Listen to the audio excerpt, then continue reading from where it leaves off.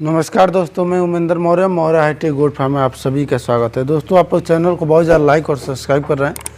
Channel को ऐसे ही like और सब्सक्राइब करते हैं। ये दोस्तों ठंड का मौसम आ गया है और इस समय हरा चारा लगाना बहुत ज़रूरी है, क्योंकि गर्मी वाले जो भी हरे चारे हैं वो ख़त्म हो चुके हैं।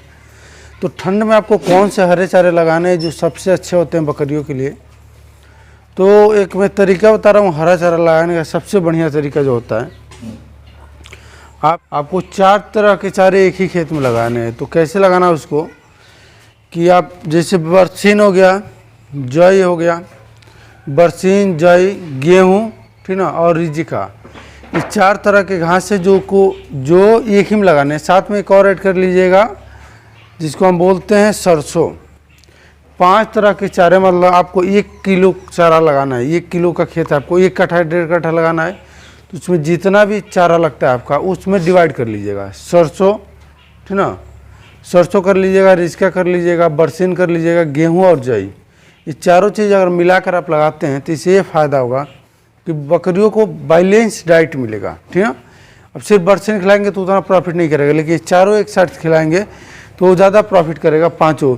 और साथ में अलग खेत में एक मलाई घास आती है जो कि स्क्रीन पर पिक दिख रहा होगा, तो एक अलग खेत में आपको मलाई घास भी लगाना है, ठीक है। तो 5 तरह के चारे आपको एक ही खेत में डालने हैं, एक ही जगह छींटने हैं, सभी को मिलाकर बराबर मात्रा में।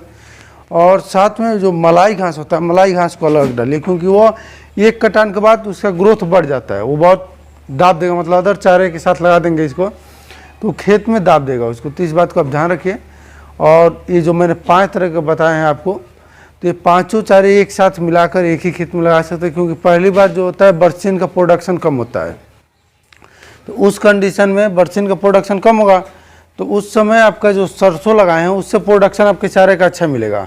और सरसों जो होता है ठंड के दिनों में खिलाना चाहिए बकरियों को। सरसों, जैसे सरसों में फैट पाया जाता है, ठीक ना, तो फैट जो है बकरियों को बहुत ज़्यादा प्रॉफिट देता है, क्योंकि वो ठंड लगने नहीं देगा।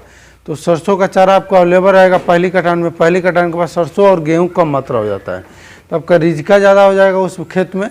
बरसीन ज़्यादा फैल जाएगा, क्योंकि वो कटिंग के बाद वो मल्टीपल डिवाइड करता है। तो रिजका, बरसीन और जौ, ये तीनों बढ़ेगा, तो आपका प्रॉपर वे में हरा चारा चलता रहेगा। और हरा चारा आप लगाएंगे तो बकरियों के लिए लो कास्ट की बात आ जाएगी, जैसे कम खर्च में बकरी पालन।